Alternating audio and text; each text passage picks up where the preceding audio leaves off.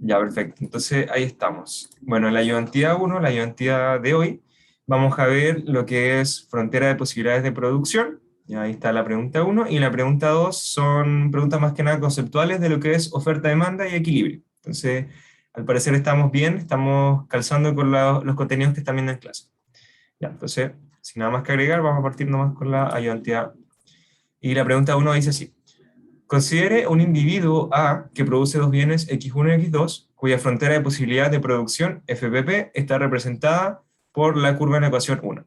Dice R1 es igual a alfa X1 más un phi de X2, es una función, digamos, que depende de X2, con alfa mayor o igual que 1, phi prima, la primera derivada mayor que 0, y la segunda derivada, phi prima prima, también mayor o igual que 0. En este caso es no negativa, y esta sí podría ser, no, perdón, claro, esta es no negativa, bueno, ambas son no negativas, en verdad, pero esta igual puede ser a cero.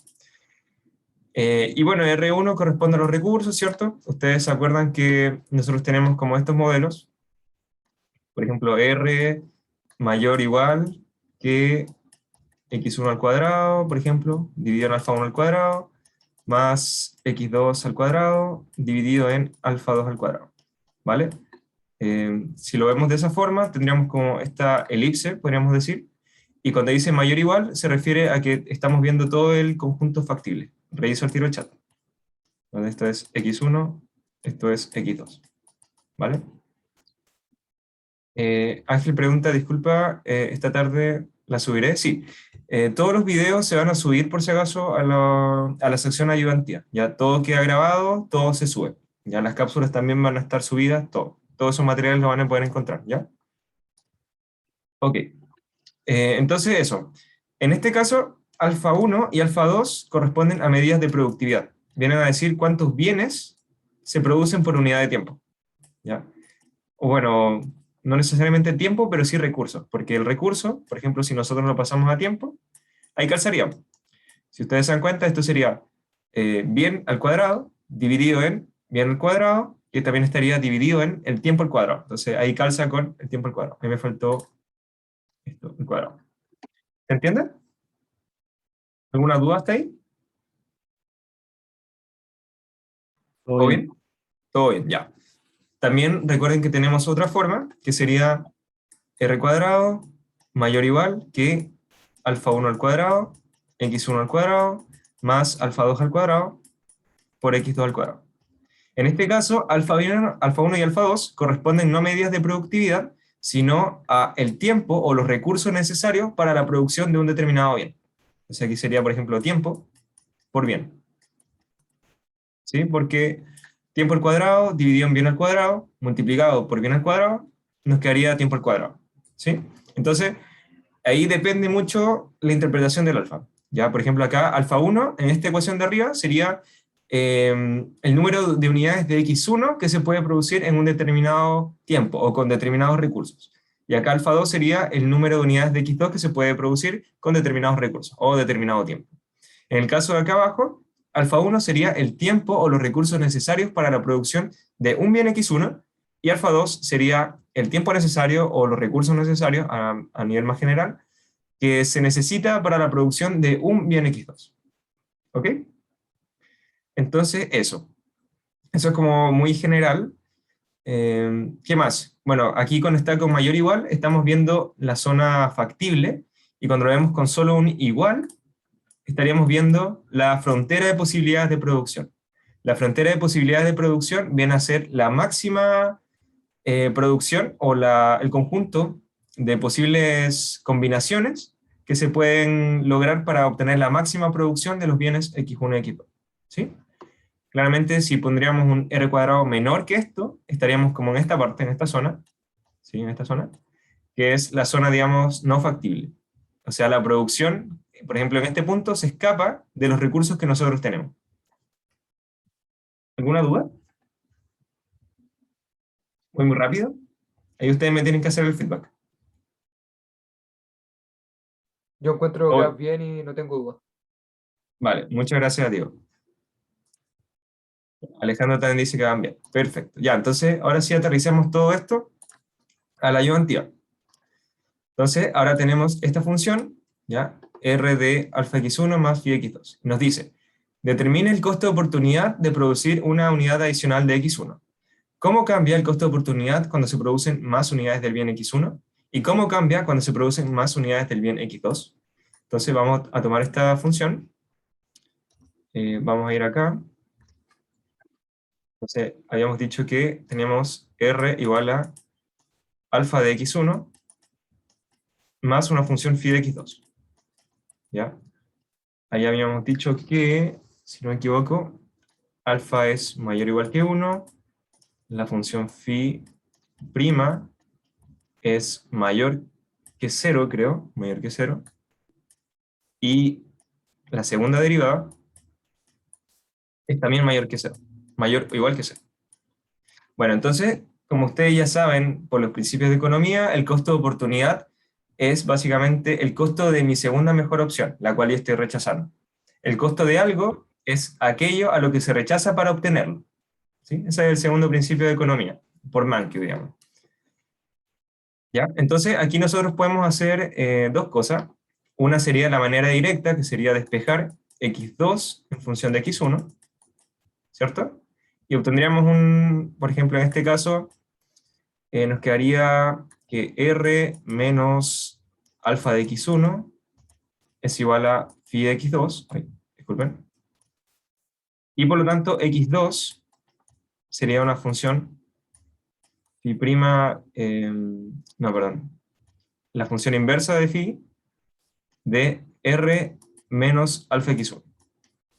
Entonces, en ese caso, claro, ese sería el método directo, que sería simplemente derivar con respecto a x1, ¿ya? Ahí aplicamos lo que hemos aprendido en Mate 3, y obtenemos después con el menos el costo de oportunidad. ¿Ya? Acuérdense que el costo de oportunidad, en este caso, sería menos dx2 en dx1.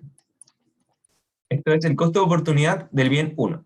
¿Cuántas unidades de x2 yo estoy rechazando para la producción marginal de una unidad adicional de x1? ¿Sí? Ahí lo pueden ver, por ejemplo, en la FPP, sería esto. Si nosotros aumentamos en dx1, ¿cuántas unidades de dx2 yo estoy rechazando? ¿Sí? Aquí esto sería dx2. ¿Alguna duda hasta ahí? Y disculpen, bueno, yo llevo harto tiempo haciendo esto a pulso nomás, pero ya vamos a partir con la compra de una tablet, yo creo. Pero bueno, conceptualmente, ¿se entiende qué es el costo de oportunidad? Sí. Ignacio dice que sí, Diego dice que sí. Ya. Entonces, esta es una forma. Y la otra forma sería utilizando lo que ustedes vieron en Mate 3, que sería el teorema de la función implícita. ¿Vale? Para una función f, una función implícita que va de Rn hasta R, una función escalar, nosotros podemos decir que es, bueno, si es implícita, menos dx2 en dx1 sería igual a la derivada parcial de f con respecto a x1 dividido en la derivada parcial de f con respecto a x2. ¿Se acuerdan de esa fórmula? ¿O de esa ecuación?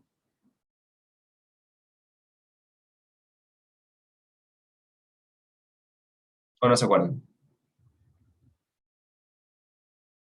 Por lo menos yo no me acordaba. Ya. Dicen que no. ¿No lo han visto? Estamos pasado ya. Les sugiero así como, es una buena sugerencia que se recuerden eso, ¿ya? Que recuerden Lagrangiano, por ejemplo, todo lo que es multivariable, porque multivariable aquí es full micro, y bueno, la gracia de micro, o la dificultad de micro, es que es muy matemático, o sea, tienes multivariable, pero también es muy conceptual, entonces tienes que entender también lo que estás haciendo. Y si no me acuerdo, no pasa. Bueno, ahora es cuando sufrimos. Ya, bueno, traten de revisar ese concepto por lo menos. Teorema de la función implícita, ¿ya? Aprovechando que está grabado también, en el material del SEIN, bueno, antes era el CAIN, ahora el SEIN, en el material del SEIN ustedes van a poder encontrar unos resúmenes que subí yo hace como 2 años o un año, no me acuerdo bien. Así que ahí pueden revisarlo, ¿vale?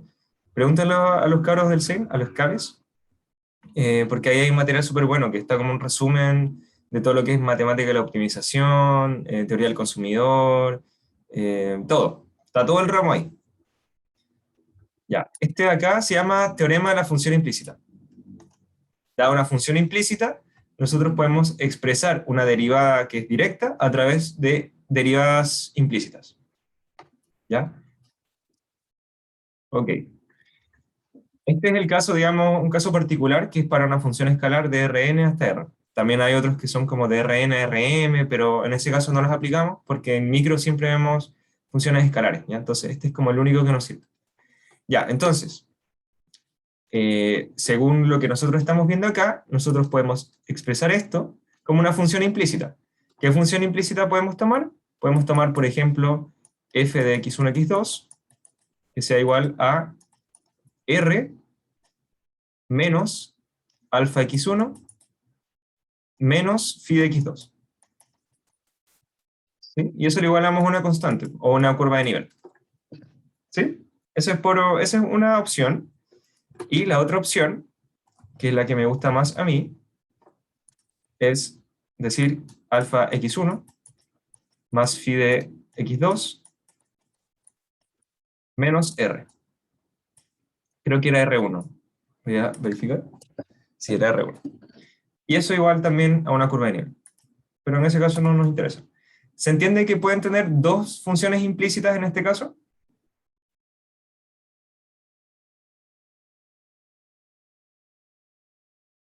Pueden hablar por audio igual, por si acaso, para que no existan esos silencios incómodos.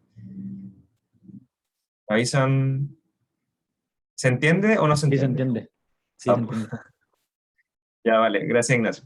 Ya, entonces ahí tenemos la función implícita, y esta es la que voy a usar ya. ¿Por qué?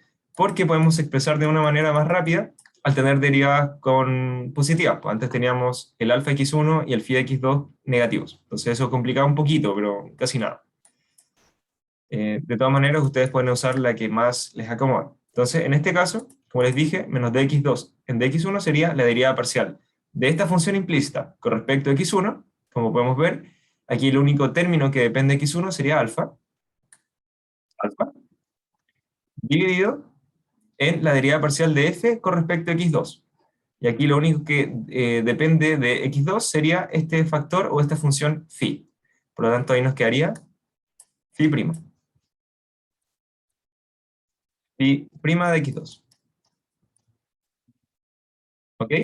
Como phi prima es mayor que 0, alfa es mayor que 0 también, porque es mayor o igual que 1, entonces podemos afirmar que este costo de oportunidad es positivo.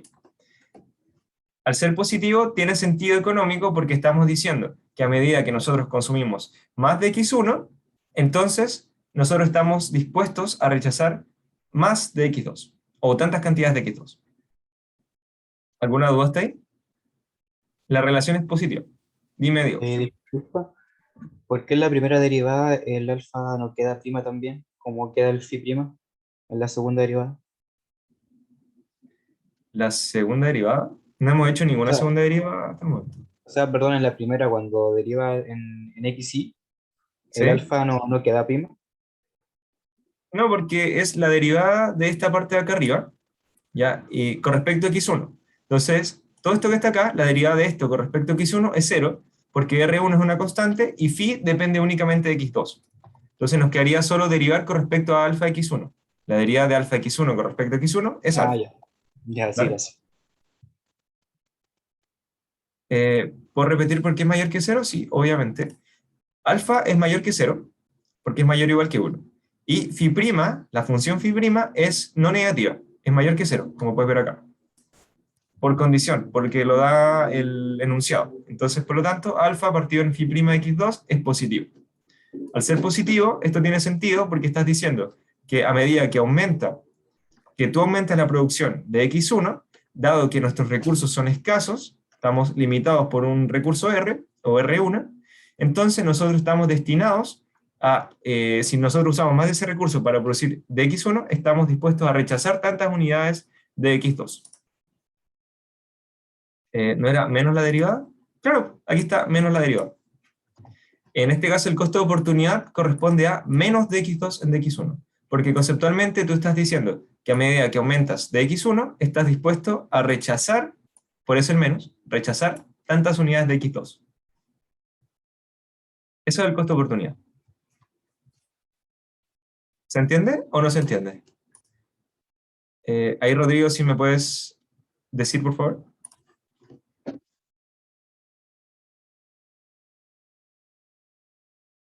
Estamos esperando el chat. Más o menos, ya. Ya, ok. En todo caso, igual no tengo ningún drama en volver a explicarlo, ¿ah? No hay drama. Hay Pero una bueno. duda, Chris. Ahí estamos calculando el coste de oportunidad de producir X2, ¿cierto? No, de X1. Ya. Porque el costo de oportunidad de X1 está en las unidades de X2. A medida que tú produces tanto de X1 adicional, está dispuesto a rechazar tantas unidades de X2. Ese es el costo de oportunidad de X1. ¿Ya? Así como Ah, ya, mnemotécnico, perfecto, ahí me quedó claro.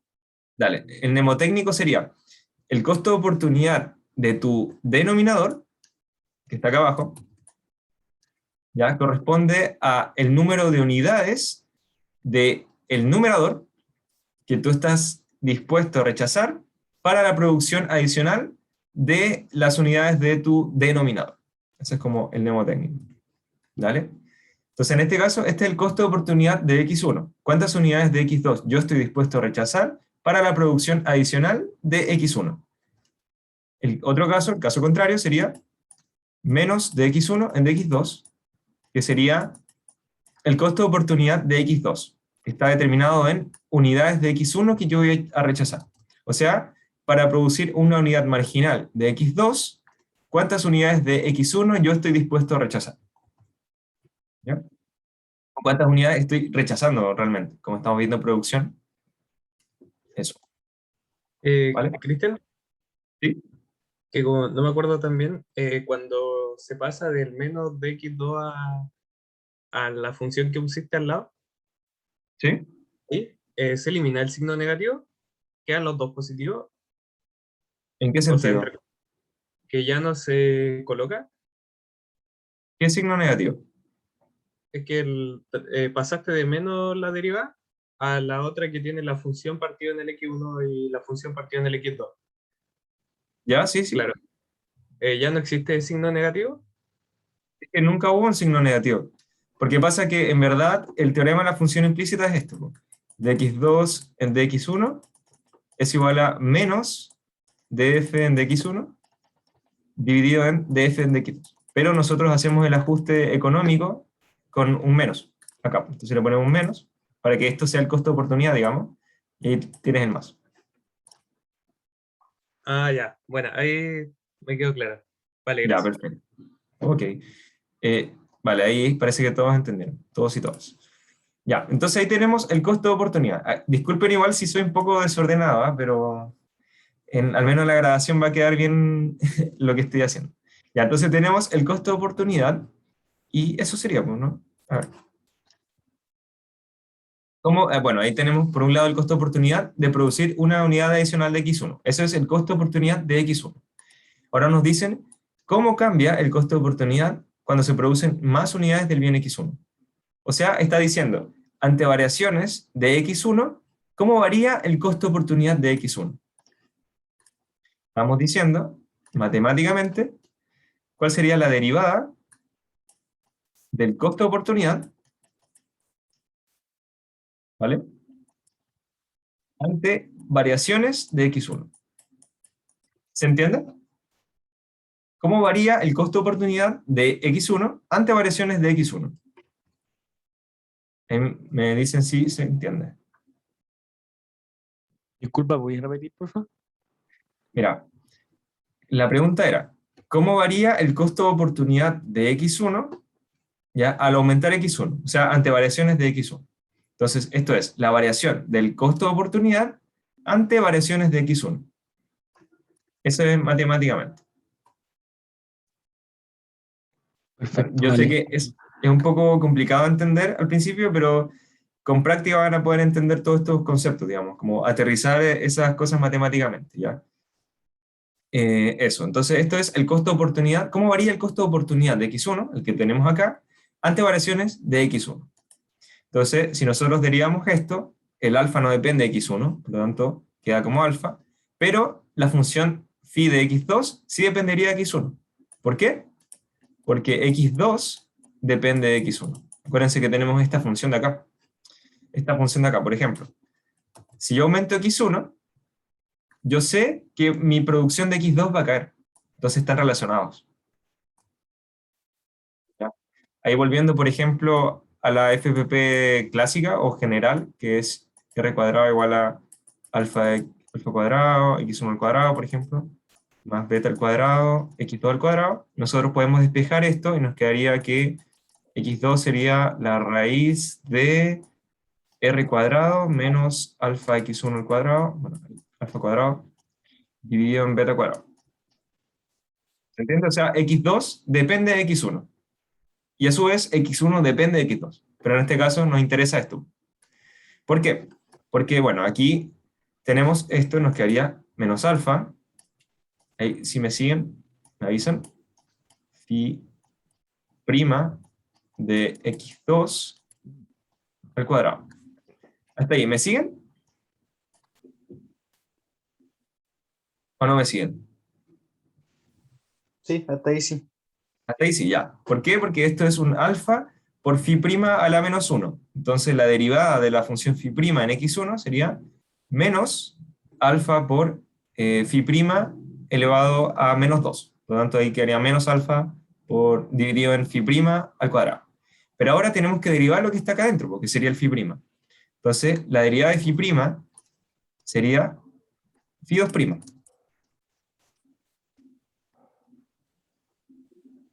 ¿Sí? ¿O no? Me van avisando. Hasta ahí, ¿se entiende? ¿Por qué ¿Hay un queda al Esto es- regla de la cuadrado? cadena o nada que ver? Esto es regla de la cadena, sí. Ah, ya. Perdón, ¿alguien dijo algo del cuadrado? ¿Por qué queda al cuadrado el término de abajo? Ya, porque acá el costo de oportunidad es alfa por phi prima a la menos 1 de x2. Entonces la derivada de esto, con respecto a x1, te quedaría, la derivada sería menos alfa por phi prima a la menos 2. ¿Vale? Vale, gracias. Ahí me pueden decir qué quieren que repita.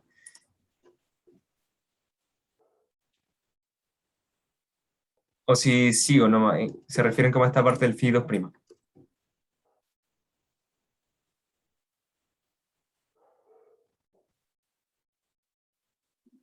¿No? ¿Sigo? Ah, ahí me escribieron. Ah, ya, esa parte, vale. Mira, pasa que tú tienes esta derivada que dijimos que es menos alfa por phi prima a la menos 2, o sea, menos alfa por phi prima de x2 al cuadrado. Vale. Ahí estamos bien. Pero pasa que nosotros tenemos que aplicar regla de la cadena, porque x2 depende de x1, como dijimos acá. Entonces, tenemos que hacer, ya, primero la derivada de esto al cuadrado, ¿cierto? Por la derivada de lo que está dentro, que es la función phi prima, que sería phi 2 prima, ¿ya? Y eso por la derivada, voy a anotarlo igual, de x2 en dx1.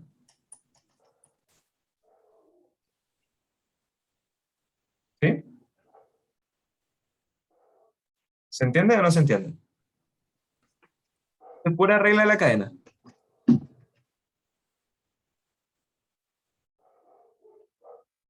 ¿Está complicado? Yo sé que el cambio ahí entre las clases y la primera ayudante es como bélica. ¿Sí? Ya, perfecto. Ahí como dato freak, para que lo sepa, en mi primer control, yo no tenía ayudantía. Pues. Yo tuve un control antes de mi primera ayudantía, y el control era súper matemático. Anda así como, modelen las ventas. Y yo como, ¿ya? Y no habíamos visto nada. Entonces como que el cambio entre la materia, entre las clases y la ayudantía en sí es como bélica. En ese control me sacó un 19, pero se repunta, se repunta. Sí, es complicado, yo lo sé de escáner, sí, es complicado, pero esto es básicamente el pensamiento que necesitamos como para el curso. Tenemos que llevar lo conceptual a lo matemático y viceversa. Ya, ahí la dificultad del ramo. Entonces, lo que estamos viendo, así como retomando, es cómo varía el costo de oportunidad de x1 ante variaciones de x1. ¿Ya? Nosotros aquí podemos reemplazar, por ejemplo, de x2 en dx1, que sería esto que está acá. Sería menos alfa partido en phi primo. ¿Ya? Ahí si quieren lo escribo. Sería menos alfa dividido en phi prima de x2 al cuadrado por phi 2 prima de x2 por menos alfa partido en phi prima de x2. ¿Sí? Eso es el costo de oportunidad que está acá. Como es positivo esto, y tenemos el menos acá, pasamos el menos a la derecha y obtendríamos eso. Menos alfa partido en phi prima de x2.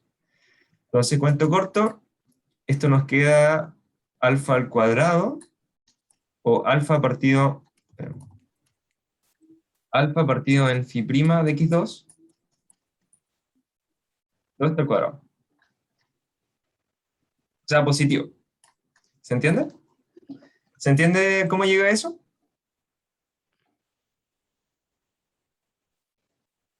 Eso es, por si acaso, alfa partido en phi prima de x2 al cuadrado. ¿Ya? ¿Y por qué? O sea, perdona, ¿por qué daría positivo?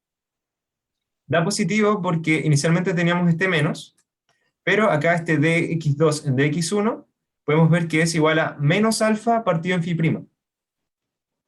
¿Me sigues hasta ahí? Sí, sí.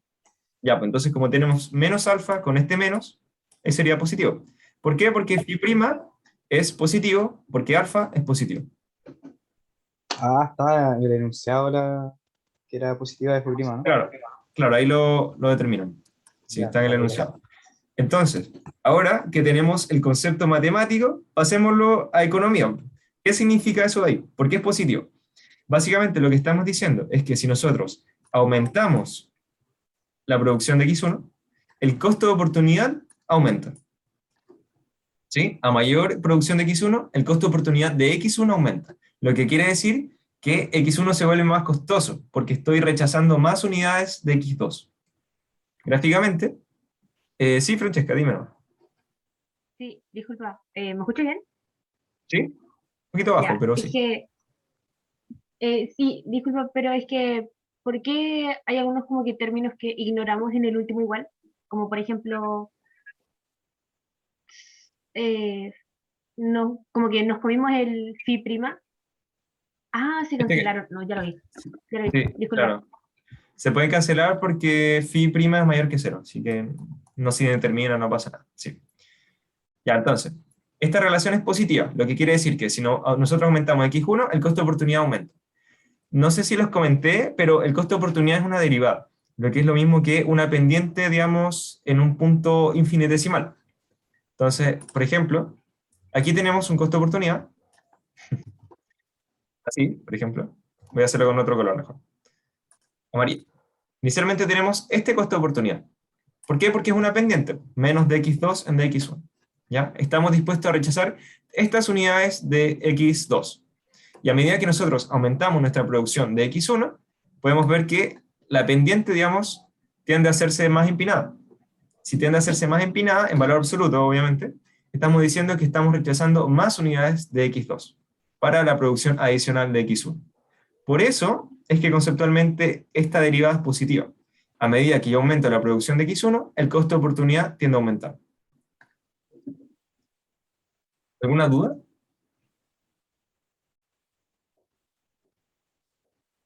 No, no hay dudas.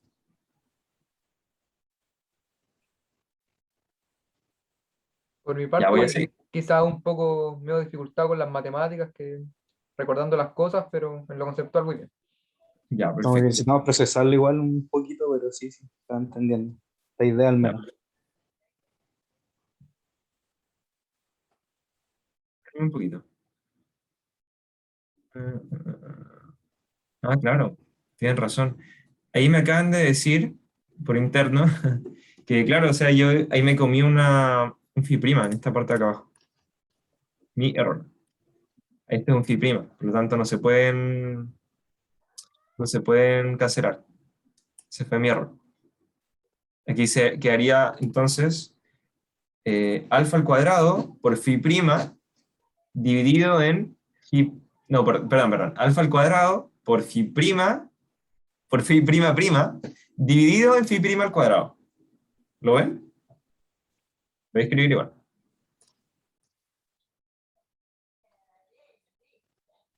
Ahí no es necesario que me hablen por interno, ¿ah? Por si acaso. Tengo una duda con las matemáticas que usaste, pero ¿te parece? Sí, Rodrigo, no hay problema, pero igual, si queréis, se puede conversar, onda, para que lo sepan todos. Entonces, alfa al cuadrado por phi prima prima de x2 dividido en phi prima de x2 al cuadrado. Ahí sí. Bueno, de todas maneras, igual esto es mayor que cero, así que no hay atado. Disculpa, y el valor de phi a la final no lo tenemos, solo sabemos que es mayor que 0 nomás, ¿cierto? O en algún lado lo tenemos que nos quedó. No, no lo tenemos, no lo tenemos. Solo sabemos que phi prima, la función phi prima es Es mayor positiva. que 0. Claro, Ah, mayor ya. que cero. Lo mismo con phi prima prima. Entonces sabemos de por sí que esto es mayor que cero, lo que implica que a medida que nosotros aumentamos la producción de x1, aumenta el costo de oportunidad de x1. Y su contraparte, que esto también que es importante que lo entiendan, a medida que nosotros disminuimos la cantidad de x1, también disminuye el costo de oportunidad. La relación es positiva. Si uno sube, el otro sube. Si uno baja, el otro baja. Ahí gráficamente lo podemos ver. Si nosotros estamos en este punto, con este costo de oportunidad, y nosotros luego disminuimos la producción de x1, entonces el costo de oportunidad de x1 disminuye. Porque ahora se están rechazando menos unidades de x2. ¿Sí? ¿O no?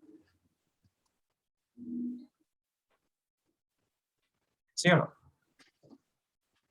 Ahí me dicen. Sí, claro, se entiende. Ya. ¿Vale? Voy a borrar esto ahora. Entonces ahora nos piden, volvamos a la... Vale, muchas gracias. Volvamos a la ayudantía. Ahí obtuvimos eso. ¿Cómo cambia el costo de oportunidad cuando se producen más unidades del bien x1? Sabemos que el costo de oportunidad aumenta. El costo de oportunidad de x1. Y ahora dice, ¿cómo cambia cuando se producen más unidades del bien x2? Entonces ahora tenemos que ver cómo varía el costo de oportunidad de x1 ante variaciones de x2. Matemáticamente o analíticamente lo podemos comprobar o lo podemos desarrollar mediante esta derivada. ¿Cómo varía el costo de oportunidad de x1 ante variaciones de x2? Y ahí esta es un poco más fácil porque no tenemos que hacer tanta regla de la cadena. Nos quedaría menos alfa dividido en phi prima de x2 al cuadrado. Multiplicado por la derivada de lo que está dentro, pero en este caso, creo que sí o no, sí, eso me faltó. Por la segunda derivada, phi prima de x2. Y luego por la derivada de x2, pero en x2, porque es 1. Entonces, hasta ahí llegaría. ¿Sí? Entonces, phi prima es positivo, phi prima prima es positivo, alfa es positivo, por lo tanto, con este menos, esto nos quedaría negativo. ¿Se entiende? ¿O no se entiende? Yo entiendo, Cris. Por Sí mi se parte entiende. también. Ya, perfecto. Entonces, ¿qué quiere decir que esta derivada sea negativa? Quiere decir que si nosotros aumentamos la producción de x2, el costo de oportunidad de x1 disminuye. ¿Ya? De hecho, si nosotros nos vamos a nuestro gráfico, que está súper ya muy manoseado, voy a borrarlo mejor, para hacerlo más tranquilo. Vamos a hacerlo más bonito. Entonces, tenemos acá, ahí, tenemos x1, por ejemplo, tenemos x2, tenemos la frontera de posibilidades de producción, que dijimos que es el conjunto de combinaciones óptimas, ¿ya?, que permiten utilizar la totalidad de los recursos para la producción de x1 y x2. Entonces, inicialmente, por ejemplo, estamos acá, en este punto, con esta pendiente. Acuérdense que la pendiente viene a darme de alguna manera lo que es el costo de oportunidad. De hecho, menos la pendiente es el costo de oportunidad. Entonces estamos ahí. Y luego entonces queremos aumentar la producción de x2. Si nosotros aumentamos la producción de x2, por ejemplo, hasta este otro punto, claramente ahí lo que estamos haciendo es reducir x1. Y ya habíamos dicho que si se reduce x1, entonces el costo de oportunidad de x1 se reduce. Ahí entonces, esa es la relación. ¿Sí? ¿Se entiende? ¿O no se entiende? ¿Se entiende? Ya. Entonces aquí también es importante ver que la relación es negativa. Si uno sube, el otro baja. Si el otro baja, si uno baja, el otro sube. Si disminuye la producción de X2, entonces el costo de oportunidad de X1 tiende a subir. Si disminuye la producción de X2, o sea, si vamos acá, es porque se produjo más de X1. Y si se produce más de X1, ya dijimos que el costo de oportunidad de X1 aumentaba. Entonces, si nosotros disminuimos la cantidad X2 a producir, estamos aumentando el costo de oportunidad de X1. Ahora se están rechazando más unidades de X2. ¿Por qué? Porque estaríamos produciendo más de X1. ¿Vale? Bien enredado esto, ¿eh? Ya, ahí Francesca hizo una pregunta. Yo no entendí por qué salió un negativo y por qué sale el negativo. Ah, ya, perfecto. Pasa que menos de X2 en dx1, que es el costo de oportunidad de X1, cuántas unidades de X2 yo estoy rechazando para la producción marginal de X1, es igual a alfa por phi' de X2 elevado a menos 1. Entonces, la derivada en X1, bueno, en este caso la derivada en X2, sería menos, por este exponente, alfa por phi', esta es la derivada por si acaso, pero la derivada de eso en X2. Ya. Phi' X2, pero a la menos 2. Y ahora eso se deriva, digamos, por regla de la cadena, por phi' de X2. Entonces, como phi' y phi' son positivos, y alfa es positivo, entonces tendríamos que esto es negativo. ¿Ahí se entendió mejor, Francesca?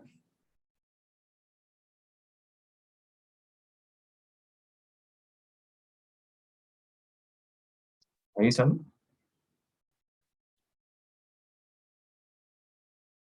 Ah, ya, perfecto. Ya, pues entonces ahí tenemos esas dos definiciones. Ahí estaríamos listos. Bueno, ahí hay que tener ojo porque el análisis que nosotros hacemos aquí es ceteris paribus, ¿ya? O sea, bueno, en este caso no, pero nosotros usualmente hacemos el análisis ceteris paribus. ¿Qué implica eso? Que nosotros no decimos que X2 depende de X1, sino que hacemos la derivada y chao. ¿A qué me refiero con esto? Espera, antes de seguir, vamos a responder la duda de Rodrigo. ¿Por qué al derivar con respecto a X1 derivas la función phi que es con respecto a X2? Sí, pasa que en este caso estamos diciendo que X2 depende de X1. Y por eso es que estamos derivando adentro, ¿se entiende? Si nosotros lo consideráramos como constante, de hecho es justo lo que quería decir ahora, es que estamos haciendo el análisis ceteris paribus. Y voy a borrar todo esto para que se entienda. Pero sí, o sea, nosotros derivamos adentro porque X2 depende de X1, ¿vale?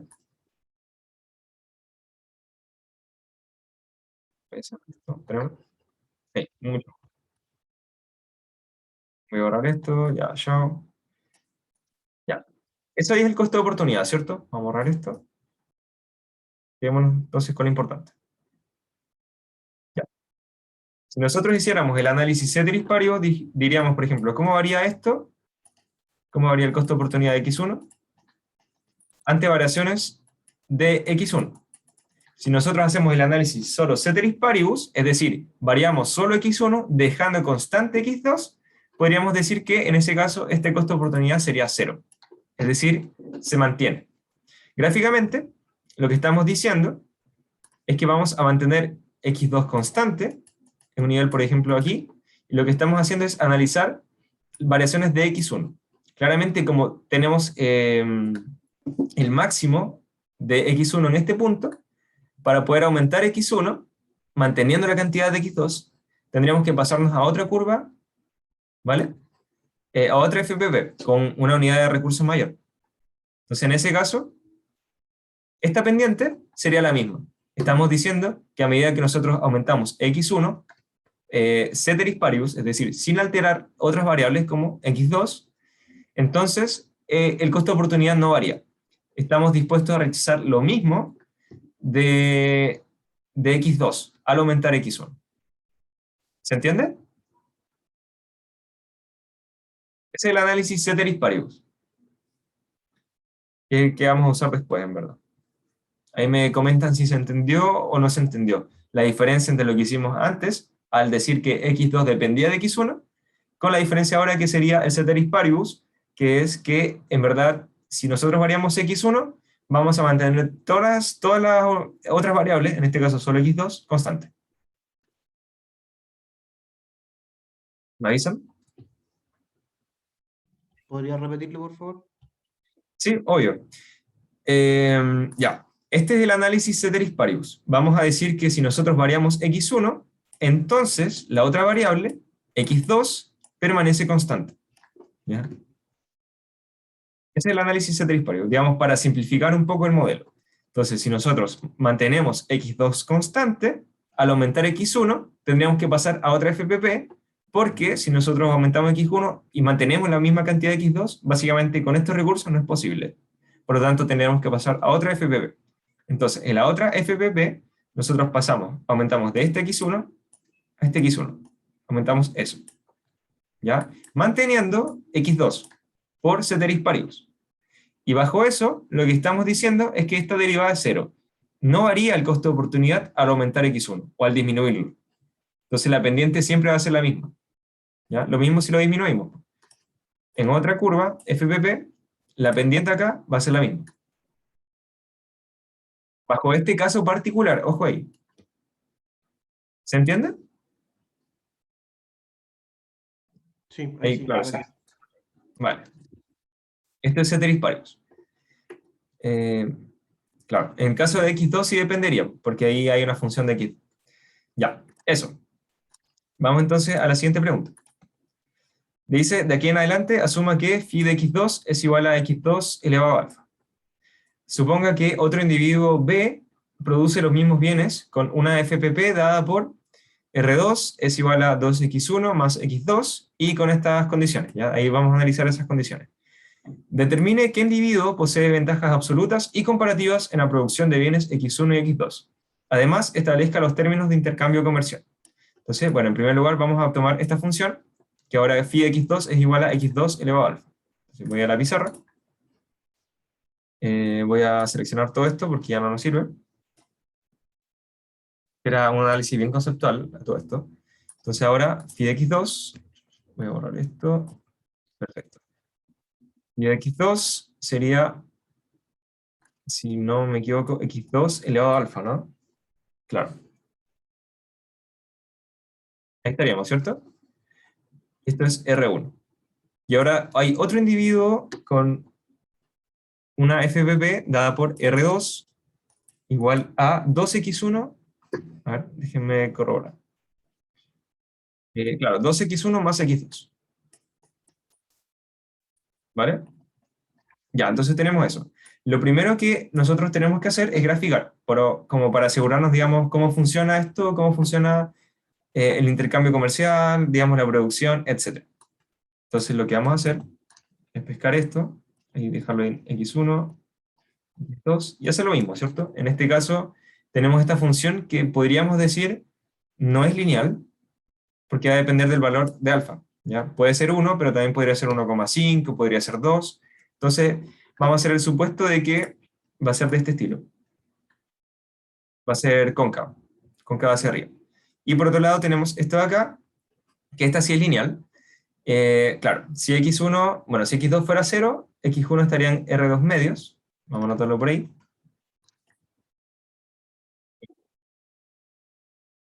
R2 medios. ¿Ya? Y vamos a hacer el gráfico azul, por ejemplo. Ya. Y acá si x2, no, si x1 fuera 0, aquí nos quedaría R2. ¿Ya? Lo mismo arriba. La FPP, ¿cómo encontrar los interceptos? Si x2 fuera 0, entonces x1 sería R1 partido en alfa. O sea, acá abajo, esto es R1 partido en alfa. Y si x1 fuera 0, esto nos quedaría R1, no, sí, R1 elevado a 1 partido en alfa. Acá arriba, entonces R1 elevado a 1 partido en alfa. ¿Hasta ahí alguna duda? ¿Alguien quedó perdido?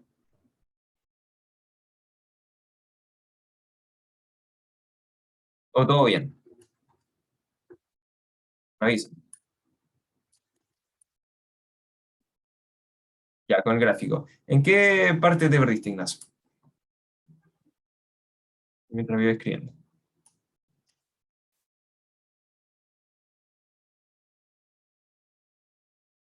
Y ahora se leyeron los términos, ya.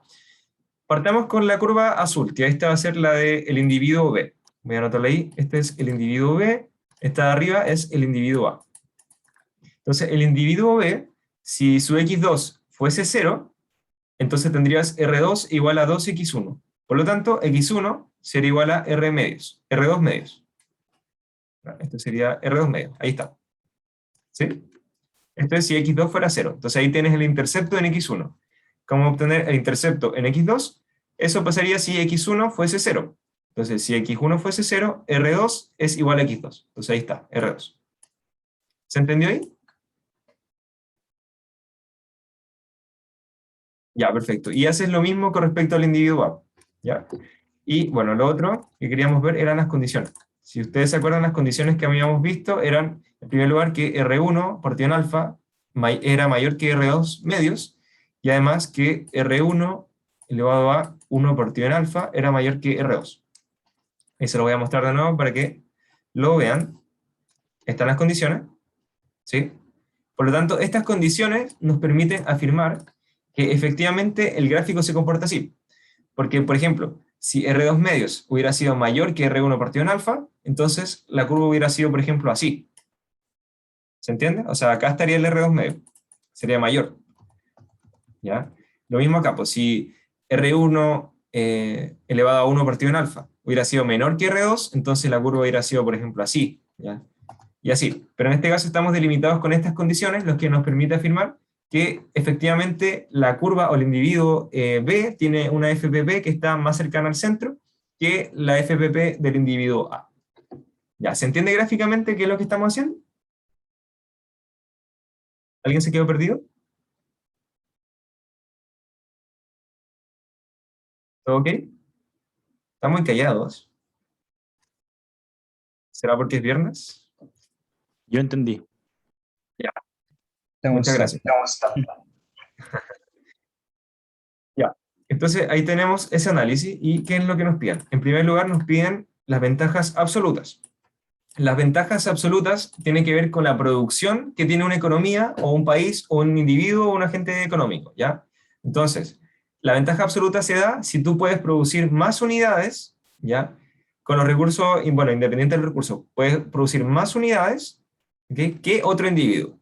Entonces, en este caso, bajo las ventajas absolutas, voy a llamarlo BA, el individuo A tendría la ventaja absoluta en X1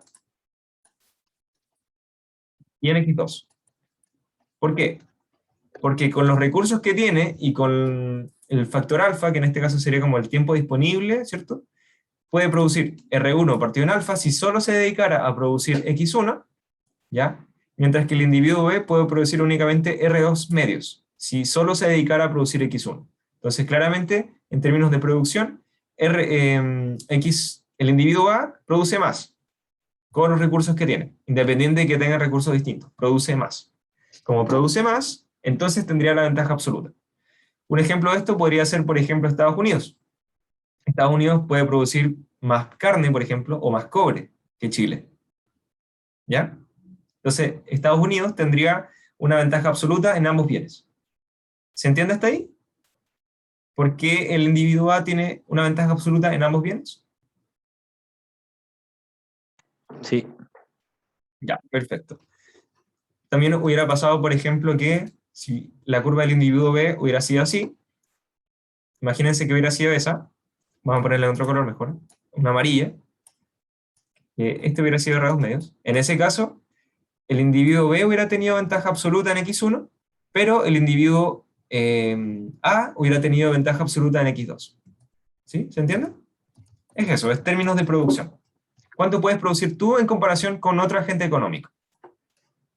No obstante, la ventaja comparativa, que era lo otro que nos pedían, tiene que ver no con producción, sino con cuánto nosotros estamos dispuestos o cuánto estamos rechazando. ¿Qué tan eficiente estamos siendo en la producción de los bienes, ya de acuerdo al costo de oportunidad? Bueno, muchas gracias para eso. Entonces, para eso tenemos que calcular el costo de oportunidad. ¿Ya? El costo de oportunidad, vamos a llamarlo dx2 en dx1, y vamos a llamar menos dx1 en dx2. ¿Ya? Como dijimos anteriormente, este sería el costo de oportunidad de X1, cuántas unidades de X2 yo estoy rechazando para la producción marginal de X1, y este sería el costo de oportunidad de X2, cuántas unidades de X1 yo estoy rechazando para la producción marginal de X2. Entonces vamos a obtener estos costos de oportunidad para ambos individuos, para el individuo A, que es el de la FPP roja, y para el individuo B. Voy a anotarlo mejor para que sea más didáctico aquí. El A y este es el B.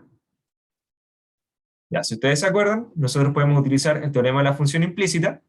En el caso del B es más fácil, ¿cierto? Porque puedes despejar x2 es igual a r2 menos 2x1. Ahí claramente dx2 en dx1 es menos 2, entonces menos dx2 en dx1 es 2. Ahí lo tenemos al tiro. Este sería 2. Pero también podemos utilizar el teorema de la función implícita. Podemos decir la derivada de f con respecto de x1, que es 2, dividido en la derivada de f con respecto a x2, que es 1. 2 partido en 1, 2. Llegaríamos a lo mismo. ¿Se entiende la diferencia entre el teorema de la función implícita y la derivada directa? Me avisan. Sí, perfecto. Ya. Vale, entonces ahora con respecto a x1, ahí claramente no podemos despejar, o sea, se puede, pero igual es una lata. Por algo existe el teorema de la función implícita, ¿ya? Porque así no tienen que despejar una función o una variable en función de otras. Para eso existe. Entonces aquí sería menos dx2 en dx1 sería igual a la derivada de f, mi f sería alfa x1 más x2 elevado a alfa menos r1, la derivada de f con respecto a x1, alfa, voy a ponerla ahí, dividido en la derivada de f con respecto a x2, que sería alfa por x2 elevado a alfa menos 1. ¿Se entiende? O sea, nos quedaría 1 partido en x2 elevado a alfa menos 1. ¿Alguna duda hasta ahí?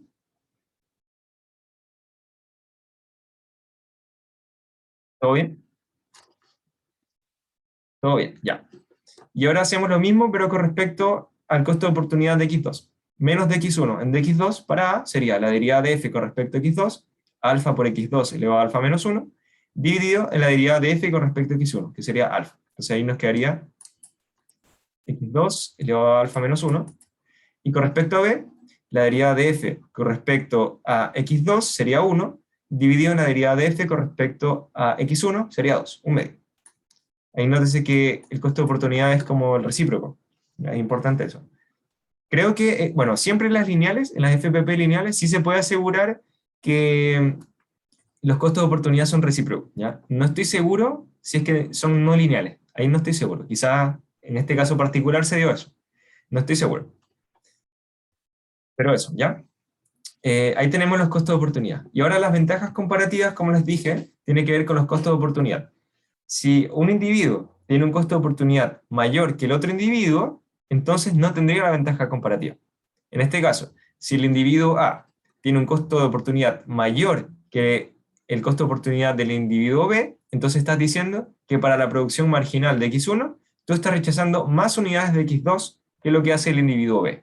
Y por lo tanto, el individuo B tendría la ventaja comparativa, en términos de qué tan costoso te sale producir tantas unidades adicionales de X1. Llevándolo, por ejemplo, el caso de Chile y Estados Unidos, si bien Estados Unidos puede producir más cobre, quizás no es tan eficiente como lo es Chile. ¿Ya? Si hacemos producción de que habíamos dicho, de cobre y de carne, por ejemplo, quizás Estados Unidos, para producir una unidad adicional o una tonelada adicional de cobre, rechaza más unidades de carne, deja de producir más unidades de carne, que lo que hace Chile. ¿Se entiende? Para Estados Unidos, si bien puede producir más, le es más costoso la producción de cobre. Entonces, en ese caso, Chile tendría la ventaja comparativa del cobre, a pesar de que Estados Unidos tenga la ventaja absoluta del cobre. ¿Se entendió bien ese ejemplo?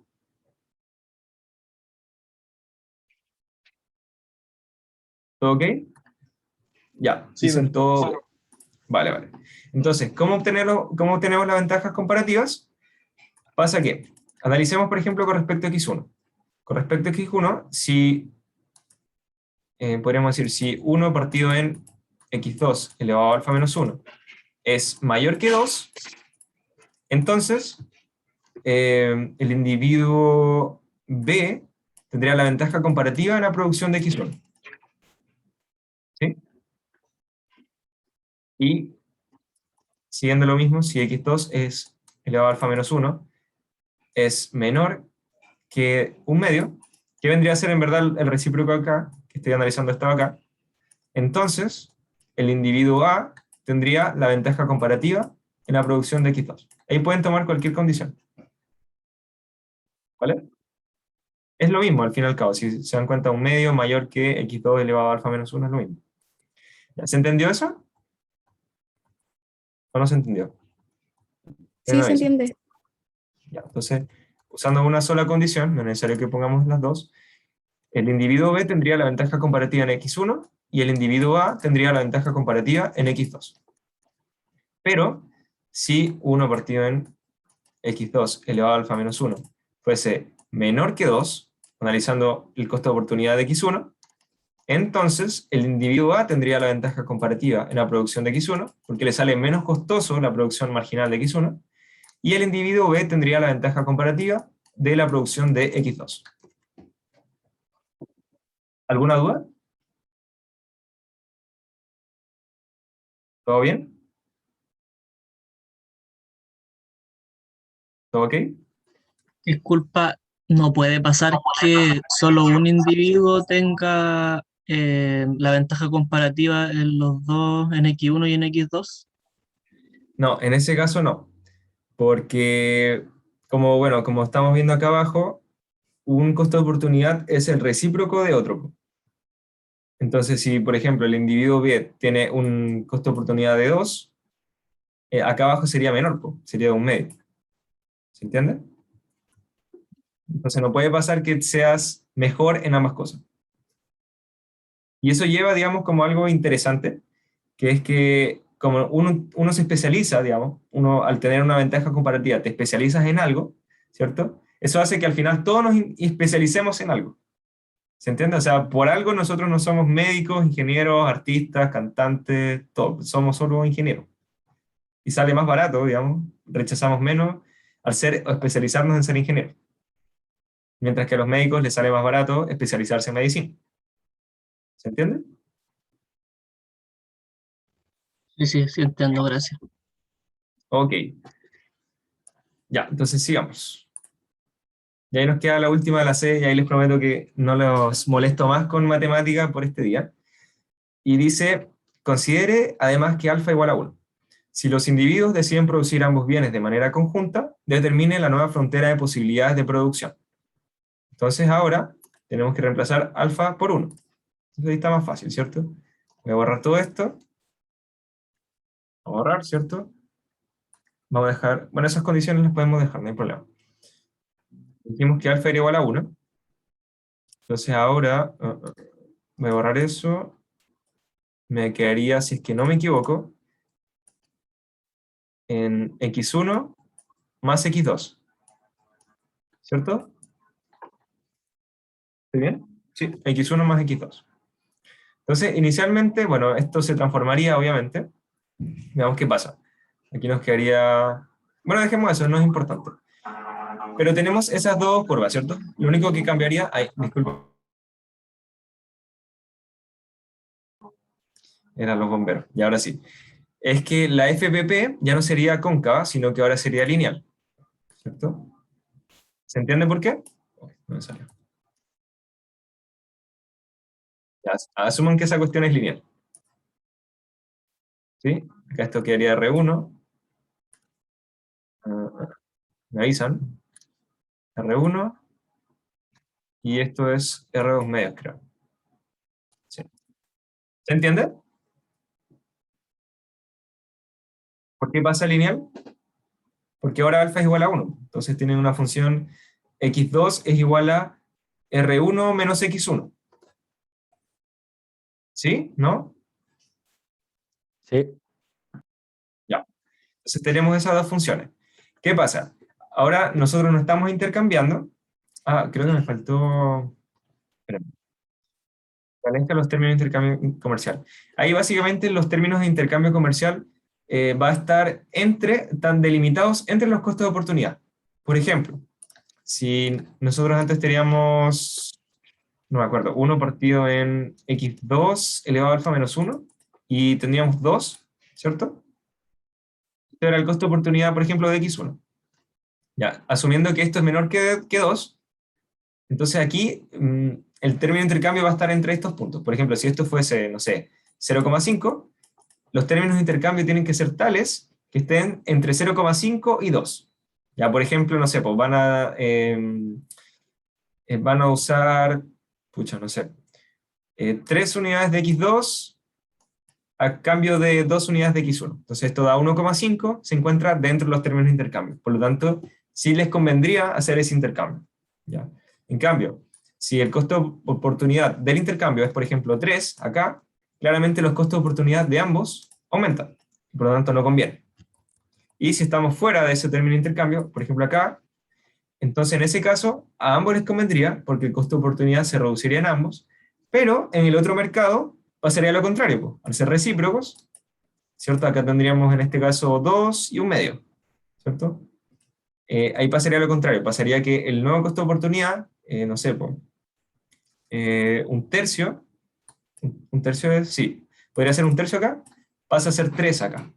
Entonces el costo de oportunidad aumentaría para ambos individuos en la producción del otro bien. Por ejemplo, si el de arriba era x1, el de abajo es de x2, no le conviene. Por lo tanto, siempre tiene que estar dentro de los costos de oportunidad. Esos son los términos de intercambio. Ahí para terminar la anterior. Ahora sí. Dado que ahora no están produciendo por sí solos y luego intercambiando, sino que ahora vamos a hacer que ambos produzcan juntos, va a haber una producción conjunta, lo que vamos a hacer, o lo que vamos a obtener, es una FPP que va a ser cóncava. ¿Ya? ¿Cómo obtenemos eso? En primer lugar decimos, mira, si nosotros producimos únicamente X1, o sea, dedicamos la totalidad de nuestros recursos, R1 y R2, para los agentes A y B, respectivamente, nosotros podemos producir R1 y R2 medios. Entonces, ahí, X1, X2, a lo mucho podemos producir entonces R1 más R2 medios. Voy a anotarlo por acá.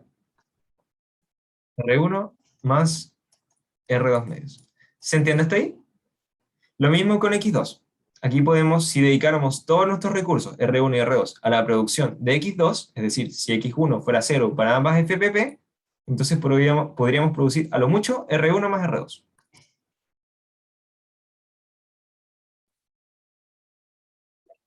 ¿Se entiende? ¿O no se entiende? Por mi parte, sí. Ya. Perfecto. Ya, entonces, ahora, tenemos que analizar los costos de oportunidad, ¿cierto?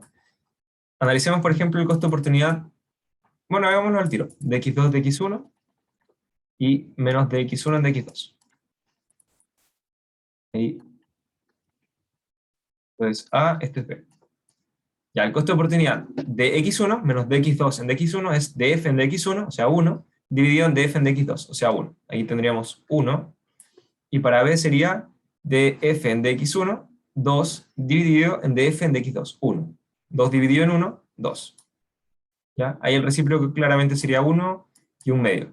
Y ahí está la explicación, no me acuerdo quién preguntó, pero en este caso podemos ver que A tendría la ventaja comparativa en la producción de X1, porque su costo de oportunidad de X1 sería menor que el costo de oportunidad de X1 de B, pero en el términos de X2, B tendría la ventaja comparativa, porque su costo de oportunidad de X2 es menor que el costo de oportunidad de X2 del individuo A.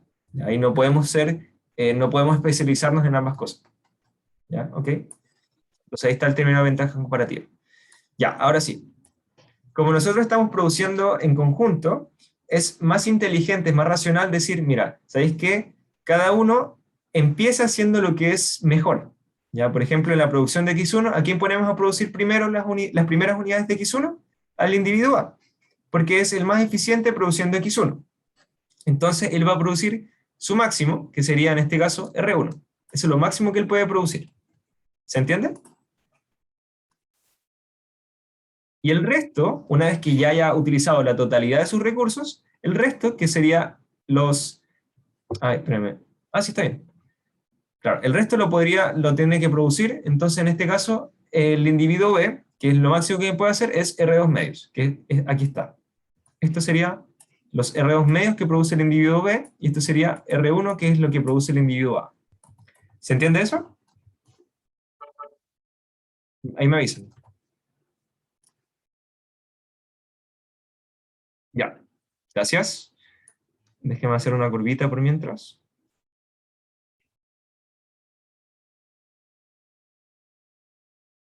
Ah, bueno, le chunté. Ya.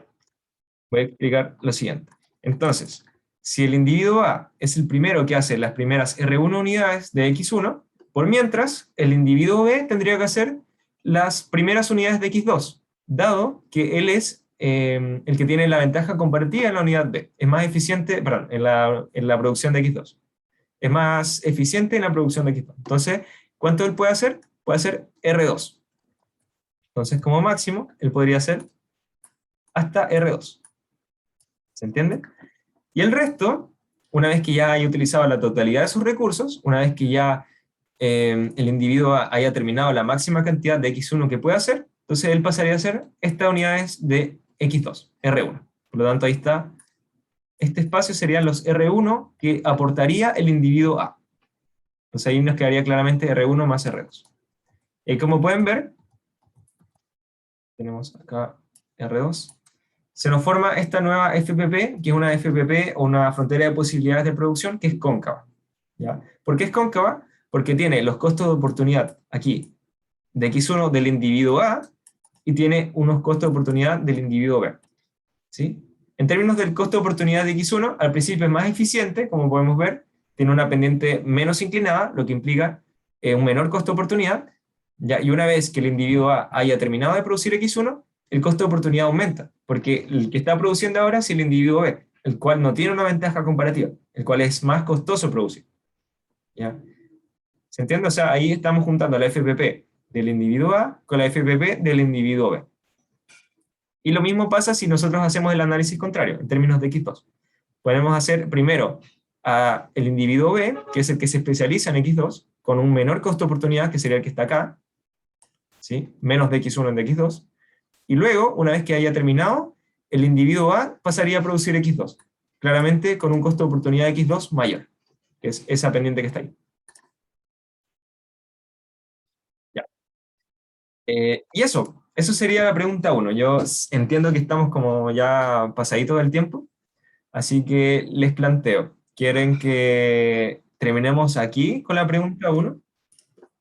¿O terminamos nomás con esta parte que es como bien conceptual? No sé. Ahí terminamos en todo caso, ¿eh? Eso sería de manera conjunta. Sí, igual creo que Dígame. estaría bien como por hoy. Ya, espérame. Francesca dice, disculpa, pero en el eje Y debajo de R1 más R2 no debería ser R1. Analicemos. Aquí dices tú. Aquí, ¿cierto?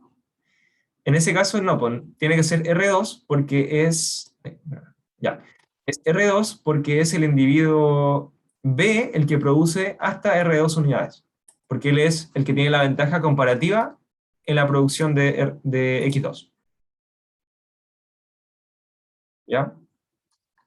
Ahí me están diciendo que si pueden aprovechar el vuelo. Sí, yo no tengo ningún problema. Me está dando hambre, pero sí. Ya, ok. Vale, Francesca. En todo caso, los que tengan que irse no hay problema. Esto va a quedar grabado. ¿Ya? Y si quieren quedarse, bacán. Ya, ok. No hay problema. Entonces sigamos nomás, porque eso es bien conceptual, es bien rápido. Yo creo que 5 minutos basta. Ya, eso sería la pregunta 1, que es FPP. Ahí como consejo, háganse certámenes anteriores, ¿ya? Que eso es como lo que más sirve para entender bien la frontera de posibilidades de producción. Y ahora la pregunta 2. Dice, explique conceptual y gráficamente cómo afectan los siguientes eventos o choques económicos sobre el equilibrio del mercado de la mantequilla. Entonces vamos a analizar ahí la mantequilla. ¿Vale? ¿Qué tenemos que saber antes de esto? Tenemos que saber básicamente qué es oferta, qué es demanda. Ahí la cantidad, QD, es una función f, por ejemplo, que depende del precio, de los precios relacionados, depende del ingreso y depende de los gustos y las preferencias. Voy a ponerle U. Esa es la función de demanda. La función de demanda me viene a decir cómo varía mi cantidad demandada ante variaciones de mi precio, ¿ya? Pero también podemos incorporar factores que son exógenos, como es los precios relacionados, o sea, bienes que son relacionados con mi bien. Tenemos el ingreso de los consumidores y tenemos los gustos y las preferencias de los mismos. También podemos incorporar otras cosas como, por ejemplo, no sé, efecto de Navidad, efecto de vacaciones, etc. ¿Ya? Ahí eso va a afectar a la demanda. Es importante que sepan la diferencia entre lo que es cantidad demandada y demanda, ¿ya? En la cantidad demandada, a ver, el precio afecta a la cantidad demandada, y eso se visualiza a través de la curva de demanda. De hecho, la curva de demanda es así, si es que se cumple la ley de la demanda, que es mayor precio, menor cantidad. Es decir, los consumidores, la gente quiere más, si esto es Q, y esto es P, la gente quiere más a menor precio, ¿vale? Por eso tiene pendiente negativa. Esa es la ley de la demanda. Ya, entonces, el precio afecta a la cantidad demandada, que es lo que se muestra en la demanda, pero los factores que son exógenos, el precio es el factor endógeno, los factores que son exógenos, los precios relacionados, los ingresos, los gustos y preferencias, factor temporada, no sé, factor descuento, todo eso, lo que hace no es variar la cantidad demandada, lo que hace es desplazar la demanda. Por ejemplo, si nosotros tenemos una demanda así, un aumento de los ingresos para un bien normal implicaría un desplazamiento de la demanda. ¿Se entiende? Vale, muchas gracias, Ignacio. Y gracias, Diego. Eso es por un lado, demanda, y por otro lado tenemos la oferta, que viene a visibilizar cómo varía la cantidad ofertada de acuerdo a variaciones del precio del bien, pero también de acuerdo a los costes de producción y a la tecnología existente. Y quizás otro factor, por ejemplo, precio del petróleo, precio de los insumos, qué sé yo, ¿ya? Eso es a considerar. Entonces lo mismo, acá, el precio afecta a la cantidad ofertada, aquí se cumple la ley de la oferta, los oferentes, las empresas, las firmas, ofrecen más a mayor precio. Se ven incentivadas a ofrecer más a un mayor precio, ¿ya? Y por otro lado, tenemos que el costo de producción, que depende, por ejemplo, de la mano de obra, depende del capital, precio de los insumos, etc. ¿Ya? Y la tecnología existente lo que hacen es desplazar la oferta, perdón. Ya sea expandiéndola o contrayéndola. ¿Se entiende? Entonces, esa diferencia es crucial para entender lo que vamos a hacer ahora. Ya voy a dejar eso ahí. Entonces, mercado de mantequilla, volvemos ahí. Dice, una disminución de los niveles promedio de los ingresos en los hogares. Ya, ¿ustedes se acuerdan lo que es un bien normal, un bien inferior, un bien neutro? ¿Me avisan? Sí, sí. Ya, un bien normal dice que a mayor ingreso de los consumidores, mayor demanda. Un bien neutro es que a mayor o cualquier variación de los ingresos no afecta en la demanda, y un bien inferior es que a mayor ingreso de los consumidores la demanda se contrae. Básicamente, tenemos que analizar DQD en DI. Si es positivo, bien normal. Si es igual a 0, bien neutro. Si es menor que 0, bien inferior. Ahí para que lo tengan cuando tengan que hacer el análisis matemático. ¿Ya? Entonces, una disminución de los niveles promedio de ingresos. Ya. Tenemos que analizar cómo varía la demanda o la cantidad demandada ante variaciones de los ingresos. Pregunta. ¿Ustedes creen que la mantequilla es un bien normal, un bien neutro o un bien inferior? ¿Entienden ustedes? Yo creo que normal. ¿Neutro? Ya. Interesante. Dicen que es neutro, otros dicen que es normal. Ya, interesante. Claro, ahí, si fuera neutro, por ejemplo, la explicación sería que a medida que, bueno, como que la gente siempre compraría eso independiente de su, por ejemplo, rango socioeconómico o de su situación socioeconómica, pero es más común verlo como un bien normal, porque si nosotros tenemos más plata, podemos comprar más mantequilla, ¿ya? Igual el análisis de si es un bien neutro es discutible, ¿ya? Pero si fuera un bien neutro, no afectaría en nada la demanda, y eso no nos sirve para este caso, ¿ya? Pero sí, igual buen análisis, ahí va a depender. En este caso yo voy a asumir que es un bien normal, lo que vamos a hacer es que si aumenta el ingreso, hay una disminución, ojo ahí. Si disminuye el ingreso, al ser un bien normal, la demanda es la que se contrae. Ojo ahí, es la demanda y no la cantidad demandada. No estamos variando el precio de la mantequilla, estamos variando los ingresos de los consumidores. Por lo tanto, si nosotros estamos en un equilibrio oferta-demanda, entonces una disminución de los ingresos de los consumidores o de los hogares bajo un bien normal implica una contracción de la demanda. Esta contracción lo que hace es disminuir la cantidad de equilibrio y disminuir los precios. ¿Sí? ¿Se entiende? Usted me avisa.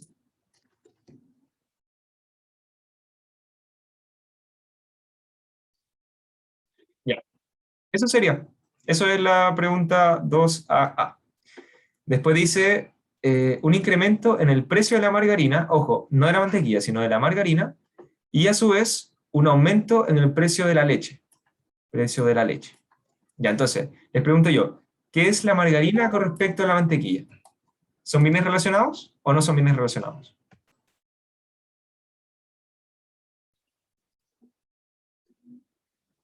Ya, son bienes relacionados. ¿Qué serían? Bien sustituto, dicen. También podría ser bien complemento. Ustedes me dicen.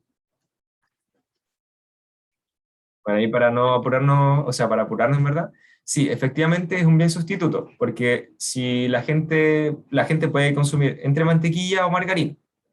Entonces, ¿qué quiere decir eso? Que si la mantequilla es un bien X, entonces DQX en DPI es positivo.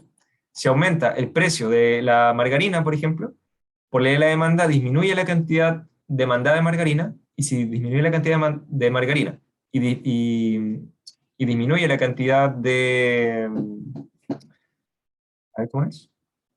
No, claro, si disminuye la cantidad de margarina y aumenta la cantidad de mantequilla, entonces son bienes sustitutos. En cambio, si esto es negativo, implicaría que los bienes son complementarios. Si aumenta el precio de un bien Y, y por lo tanto por ley de la demanda disminuye la cantidad demandada del bien Y, si disminuye esa cantidad demandada del bien Y, y a su vez la cantidad demandada del bien X disminuye, o la demanda se contrae, entonces estaríamos diciendo que son bienes complementarios. Finalmente, si son iguales a cero esta relación, no tendrían relación, pues no serían bienes relacionados. Ya, entonces, la margarina, como dijimos, son bienes sustitutos. Por lo tanto, un incremento en el precio de la margarina, como habíamos dicho aquí, implicaría un aumento o una expansión de la demanda. Por un lado. Y por otro lado, la leche, nosotros sabemos que es un insumo de la mantequilla. Básicamente, para hacer mantequilla necesitas leche. Si aumenta el precio de la leche, entonces ahora a las empresas les va a salir más costoso producir mantequilla. ¿Me siguen hasta ahí? Q, P. Ya, perfecto. Entonces, en primer lugar, un aumento del precio de la margarina implicaría, esta es la oferta, esta es la demanda, que existiría un desplazamiento hacia la derecha de la demanda. ¿Por qué? Porque son bienes sustitutos. Si se vuelve más cara la margarina, la gente que compra margarina va a pasar a comprar más mantequilla. Perfecto, hasta ahí todo bien. Pero hay otro efecto, que es que hay un aumento del precio de la leche. Si aumenta el precio de la leche, aumentan los costos de producción de las empresas, lo que se traduce es que al mismo precio se estaría ofertando menos. Es decir, existiría una contracción de la oferta. ¿Ya? Inicialmente, ¿dónde estábamos? Estábamos aquí, ¿sí? Y después vamos a pasar a estar acá. ¿Entiendes? Ahí este efecto no queda muy claro, porque, bueno, ahí vamos a tener que usar números. Porque, por ejemplo, ¿qué pasa si la oferta cae mucho? Si la oferta cae mucho, entonces podríamos incluso estar más abajo. En este caso, miren, estamos acá. ¿Ya? Entonces, la cantidad demandada es incierta, o la cantidad de equilibrio es incierta. Pero lo que sí estamos seguros es que ante este efecto, los precios van a aumentar. Primero, por un aumento de la demanda, una expansión de la demanda, y por otro lado, por una contracción de la oferta. Entonces, el shock de estos dos shocks hacen que la cantidad demandada, bueno, sea incierta, no sabemos a menos que le metamos números, pero el precio de equilibrio sí va a aumentar. ¿Alguna duda con respecto a eso? Ya estamos terminando. Yo tengo una duda, Chris, con lo que es como contraer la oferta y lo contrario a contraer la oferta. Expandirla, sí. Dime nomás. Sí, tengo la duda que gráficamente como que todavía no lo veo muy bien. Ya. Nosotros tenemos la oferta. Estamos diciendo que si aumenta, por ejemplo, los costos de producción, si disminuye la tecnología existente, ¿cierto? Lo que tú estás haciendo es desplazar la curva hacia la izquierda. ¿Por qué? Bajo el mismo precio, me salió horrible esa cuestión. El precio, esta es cantidad, bajo el mismo precio, nosotros estamos ofertando menos. Por eso se mueve hacia la izquierda. ¿Sí? Ese es un efecto negativo que hay sobre la oferta. ¿Se entiende ahí? Sí, sí, ahí mucho más claro. Vale. Ya, perfecto. Ahorramos todo esto y seguimos. Ahora vamos a la pregunta 2B. Y estas son más fáciles, ¿ya? Dice, a medida que disminuyen las reservas de petróleo, es más difícil hallar y obtener este combustible. Por otro lado, el parque automotriz mundial crece rápidamente cada año. Explique los cambios en el mercado del petróleo. Entonces, analizamos el mercado del petróleo. Está diciendo que ahora es más difícil hallarlo y obtener este combustible.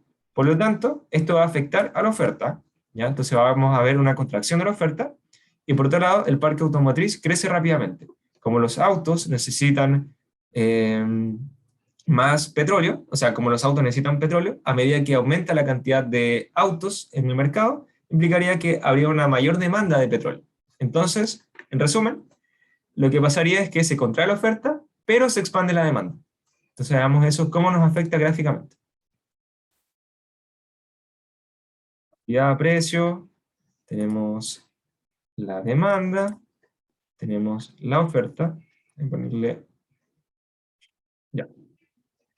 Entonces, en primer lugar, vemos una contracción de la oferta porque ahora es más difícil hallar el petróleo, de la oferta prima, pero a su vez hay una mayor cantidad de autos circulando en el mercado, lo que implica una mayor demanda de petróleo, mayor demanda de combustible. Entonces ahí tenemos una expansión de la demanda y una contracción de la oferta. ¿Se entiende? Inicialmente, ¿dónde estábamos? Estábamos aquí. ¿Sí? ¿Sí? ¿Se ve? Entonces, si ahora pasamos a la curva O' de prima, pasaría acá. También, lo mismo. Podemos decir que si la contracción de la oferta es menor, por ejemplo acá, podríamos llegar a que la cantidad en verdad disminuya, pero no tanto. De hecho, aumenta en ese caso. Pero eso es incierto. La variación sobre la cantidad es incierta. Lo que sí podemos decir es que los precios del mercado, los precios de equilibrio, aumentarían. ¿Se entiende por qué la cantidad de equilibrio o la variación de la cantidad de equilibrio es incierta?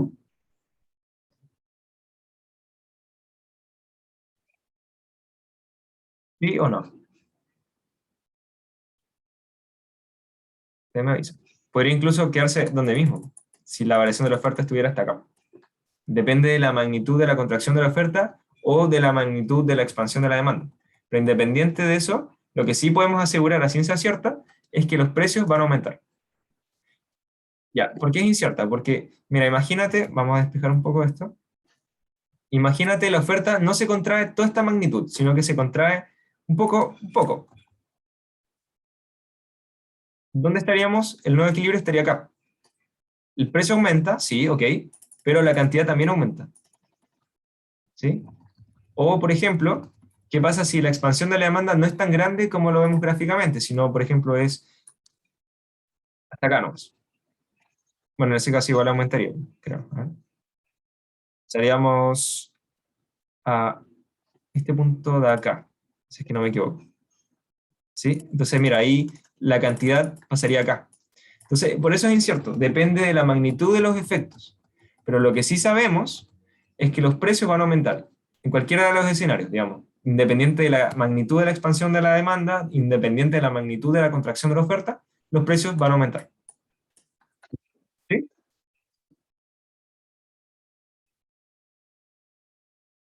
Ah, ya, vale. Ya, vamos al C. Hoy en día existe una mayor preocupación por la sanitización y por la seguridad aérea en los aviones comerciales. ¿Cómo afecta esto al mercado de vuelos comerciales? Bueno, ahí como pueden ver, hay una mayor preocupación. Eso es básicamente lo que está diciendo. Una mayor preocupación. ¿Ustedes creen que eso afecte a los demandantes o a los oferentes?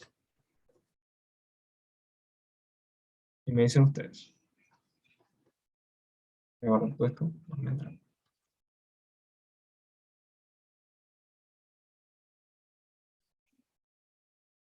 Por ahí. Ya nos queda poquito, 6 ideas, nada más. ¿A los demandantes? Sí, exactamente, a los demandantes, porque ellos van a ser los que toman los vuelos. Entonces, claramente, esto va a repercutir negativamente sobre la demanda. Entonces, si nosotros tenemos la oferta, por ejemplo, acá, tenemos la demanda de este estilo. Ahora la demanda se va a contraer porque hay una mayor preocupación por temas de sanitización y por seguridad aérea. Entonces, ¿qué es lo que va a pasar? Aquí hay un solo shock que nosotros podemos reconocer, y esto implica que una contracción de la demanda disminuye los precios de equilibrio y disminuye las cantidades de equilibrio. ¿Ya? Y lo último, la D, dice, puesto que el precio y el consumo de carne aumentan en las cercanías del 18 de septiembre, ocurre que en ese periodo la carne se comporta como si fuera un bien cuya curva de demanda tuviese pendiente positiva. Comente la veracidad sobre esta afirmación. Voy a... Francesca pregunta no más a los oferentes con respecto al inciso C, porque los demandantes estarán más alerta a la sanitización. Bueno, aquí tienes que entender que el análisis que estamos haciendo todo es ceteris paribus. Entonces, si tú te acuerdas, estamos viendo que un shock va a afectar o a la demanda o a la oferta. Por ceteris paribus solo afecta a uno, ¿ya? En el mundo real, obviamente, una repercusión de la demanda va a implicar una repercusión en la oferta, porque se van a adelantar a eso y así. Pero ahora que nosotros estamos haciendo este análisis ceteris paribus, o afecta a la demanda o afecta a la oferta. Entonces, como es más probable que afecte la demanda en ese caso, porque son los demandantes de los aviones comerciales quienes están adentro. Entonces, quienes van a estar más preocupados por la sanitización y por la seguridad aérea. ¿Ok? Al final, ellos son los que pagan por el servicio. Tiene más sentido que les afecte más a ellos que a la oferta. Vale. Entonces, ahora sí, vamos al último. Y con eso terminamos. Dice, ya, dice que básicamente cerca del 18 el precio y el consumo de carne aumentan. O sea, a mayor precio, hay mayor precio y hay una mayor cantidad de carne. Y eso dice entonces que se estaría de alguna manera rompiendo la ley de la demanda, que diría que los consumidores siempre quieren más por menos precio. ¿Qué opinan ustedes? ¿Esto es verdad o es mentira?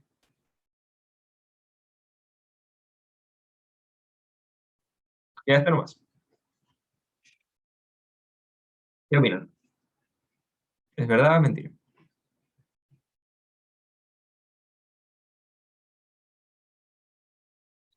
¿Están ahí? Es verdad, ¿Por qué es verdad?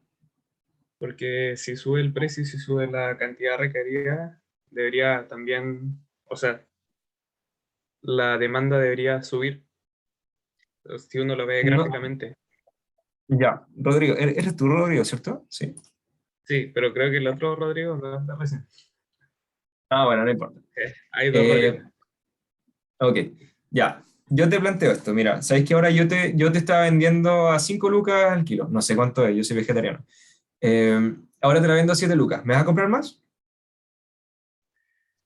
O sea, no, pero sí, porque estoy obligado a...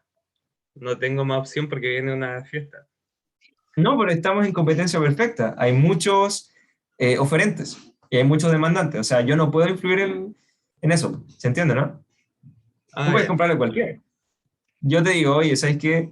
Ahora van a estar a 7 lucas el kilo. ¿Comprarías más? ¿Tú estarías dispuesto a comprar más si te aumenta el precio? No, o sea, me acomodaría Más lo que barato, iba a ¿no? comprar. Claro. Ya. Entonces, ¿qué está pasando? En verdad, esta afirmación es falsa. y es falsa. Y esto es porque en verdad no se está viendo la demanda como por sí sola y no se está viendo la demanda en un mercado en equilibrio, que participa también la oferta. Entonces, ¿qué es lo que pasa en el 18 de septiembre? El 18, bueno, cerca del 18 de septiembre, la gente quiere comer más carne.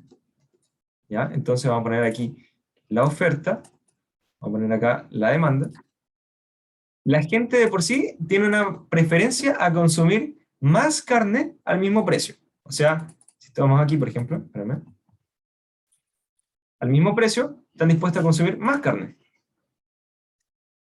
Hay un desplazamiento o una expansión de la demanda. Esta expansión de la demanda hace que la cantidad demandada aumente. Y a su vez, ¿cómo se llama? Los precios de equilibrio también aumentan. Esta sería la explicación por la cual cerca del 18 aumenta la cantidad demandada y a su vez aumenta el precio. ¿Ya? No sé si aquí hay gente que tiene bicicletas, por ejemplo, pero en verano se dio que mucho por el tema de las restricciones sanitarias, la gente empezó a comprar más bicicletas. Entonces, había mayor demanda de bicicletas, lo que hizo que aumentara el número de bicicletas, pero además hizo que aumentara el precio. Eso no significaba que la gente le gustaba comprar más a mayor precio de la bicicleta. Simplemente significaba que hubo un shock de demanda que afectó el equilibrio. ¿Se entiende? ¿O no se entiende? ¿Le quedó alguna duda? Claro, la afirmación sería falsa, porque se está viendo a la demanda por sí sola, y no como un mercado, o sea, no dentro o inserta en un mercado en equilibrio. Se está viendo como así. ¿Ya? Lo cual no tiene sentido, porque si ustedes están dispuestos a comprar más carne a un mayor precio, los oferentes se volverían ricos. ¿Ya? Eso sería.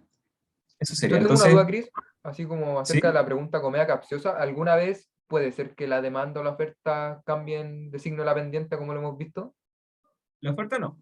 La demanda sí, pero ante condiciones extremas. De hecho, hay un bien que se llama el bien Giffen, que es un bien que es tan negativo, es tan inferior, es decir, a mayor ingreso, menos cantidad, es tan inferior que lo que hace es que no se cumpla la ley de la demanda. ¿Ya?